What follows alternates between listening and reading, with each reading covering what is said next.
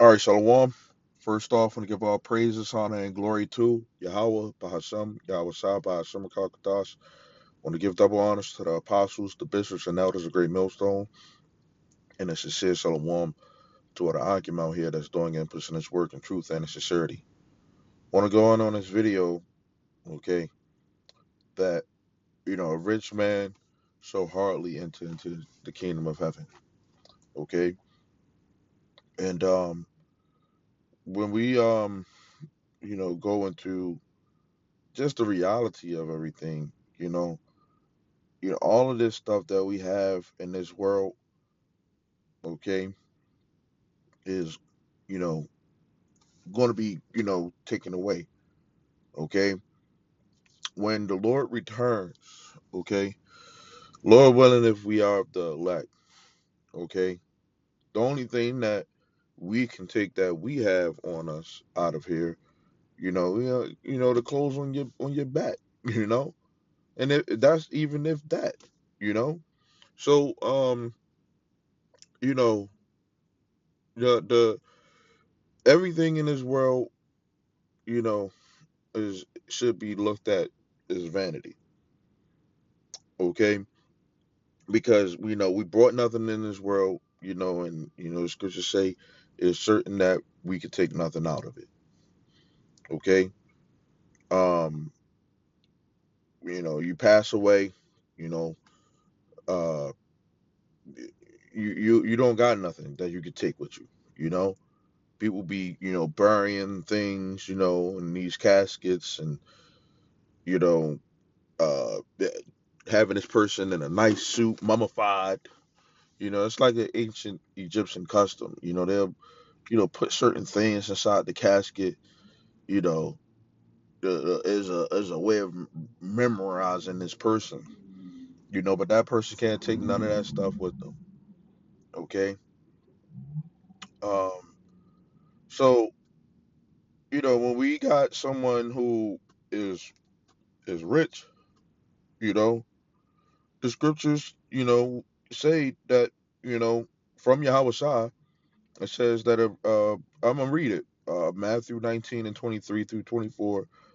It says, "Verily I say unto you, that a rich man shall hardly enter into the kingdom of heaven. And again I say unto you, it is easier for a camel to go through the eye of a needle than for a rich man to enter into the kingdom of Yahweh Shai."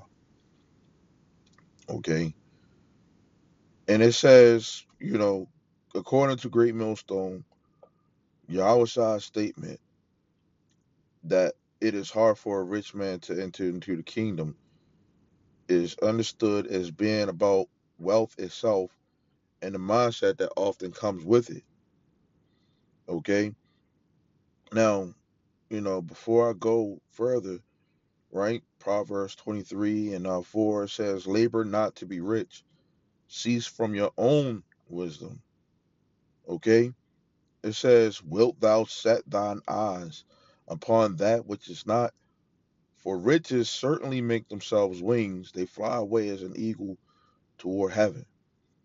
Okay, and these riches that people think that they have, you know, ooh, first off, let's go into that. We living in a cashless society. Okay, so you know, you go to the store and you just swipe. You don't know whether or not your card is going to go through, or something is going on with the banks. Okay, so people are confident in these digital accounts, thinking that they have something, right? Which the banks can take all that away, and eventually they will, okay, because the dollar bill is gonna crash, okay. So you might think that you got some money or finances in your bank account, okay. You go to the store, hyperinflation, you got to factor those things in, okay. um it might be worth something today. You go in there, tomorrow, okay? It's a whole total different price, okay? Now you might be able to say, I got the money to be able to take care of it, you know, but hey, what if somebody hacks your account or, whatever the case may be, But some people, they confident, they stubborn, they want to, have money, they want to, you know, work overtime, okay, in order to save up money and all that stuff, you know, and you know, you get paid every week, every 2 weeks, okay. Some people get paid every day, which we supposed to, you know, but you putting in all this time, and then next thing you know, certain things happen, and all that time you just worked for your paycheck, it's gone now, because you got hitting fees, hitting all type of things out here. Okay, now that's somebody who doesn't have this truth, doesn't rely on Yahweh Shah. Okay, to give them the daily bread. 'Cause that's what the men of the Lord really are going to be, focused on.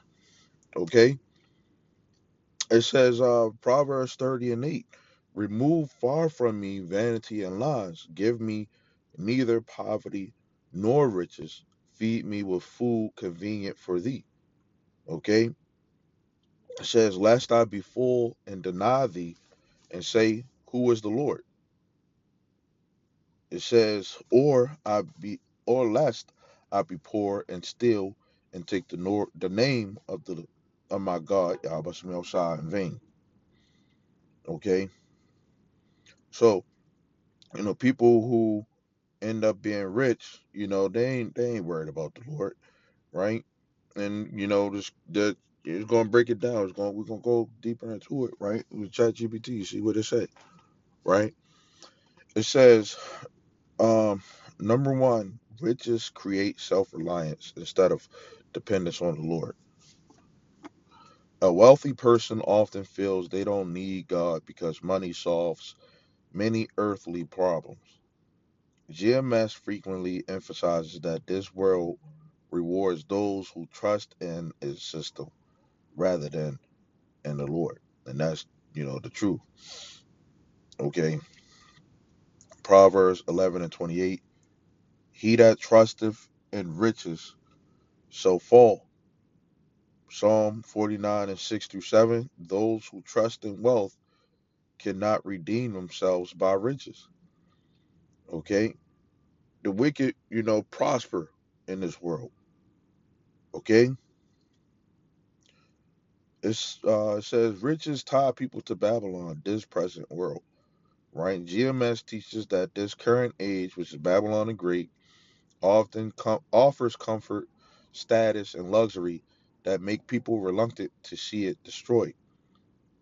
Okay, Yahweh Shah taught Matthew 6:19-21, lay not up for yourselves treasures upon earth.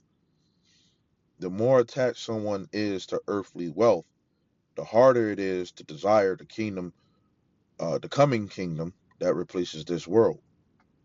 Okay, so someone who has all this money, you're not worried about the Lord coming back with something, far greater. Okay.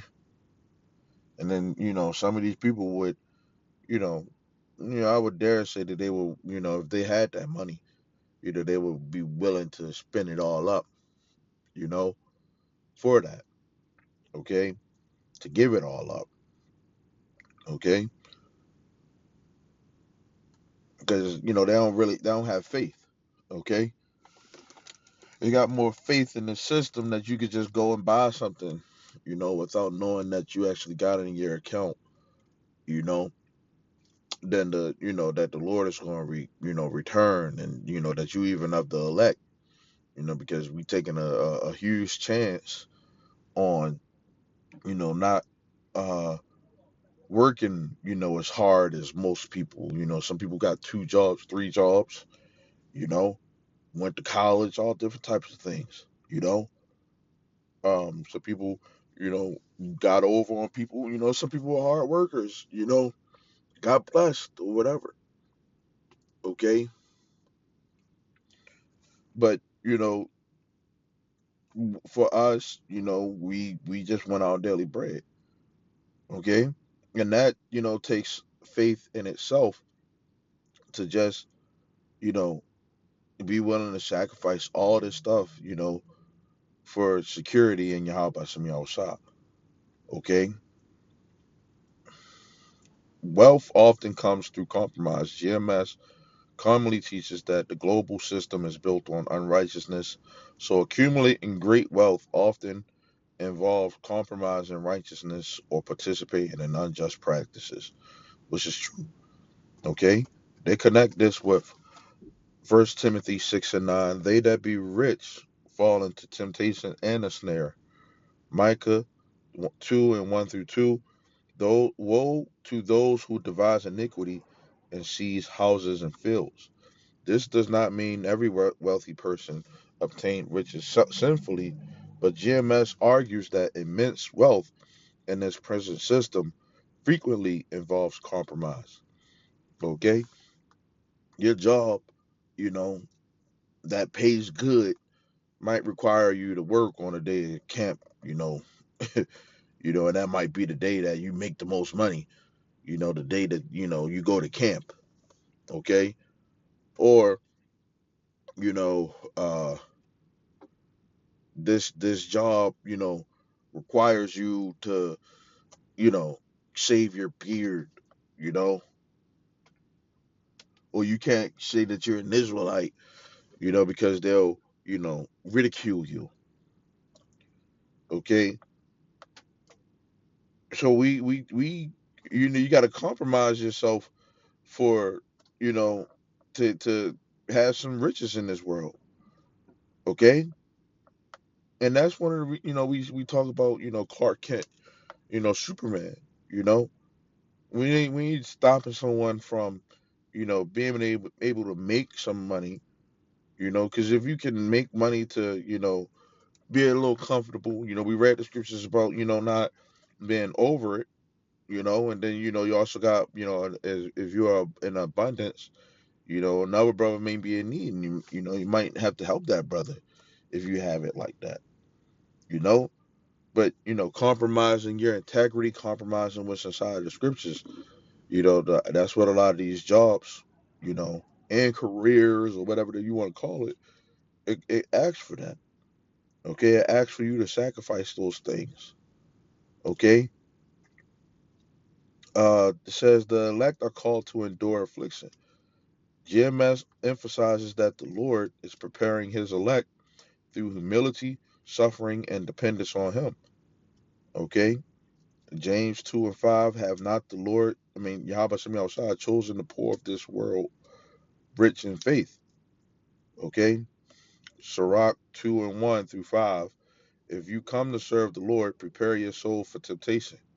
Gold is tried in the fire, and acceptable men in the furnace of adversity. Okay? It says the issue is not merely possessing wealth. GMS generally points out that scripture includes righteous men had possessions. Abraham, Isaac, Jacob, David, Job, whose wealth was restored. So the issue is not simply having money, but where a person's heart is. Okay?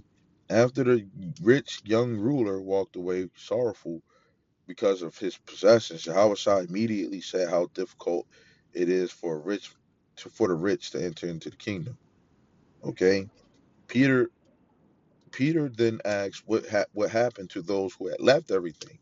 And Yahweh answered, it says, those who forsake houses, it says, brethren, lands, or family for his name's sake will receive a hundredfold and inherit everlasting life. Okay? So, you know, it says it is hard for a rich man to enter the kingdom because wealth often produces trust in money rather than the Lord, creates attachment to this present world, makes people unwilling to sacrifice comfort for the truth. Okay? Often involves compromise with an unrighteous system. Okay? Works against the humility and dependence that characterize the elect. Okay? It says at the same time, GMS would emphasize Yahushua concluding statement in Matthew 19:26, with men this is impossible, but with God, Yahweh all things are possible. Okay, riches make entry into the kingdom exceedingly difficult, but if the Lord changes someone and chooses someone and changes their heart, even a rich person can be saved. Okay, so that's the point, man. Rich men, it'd be hard for them, to humble themselves down in that regard and depend totally on the Lord. Okay? So with that, Lord willing, this is edifying. I want to say shalom until next time.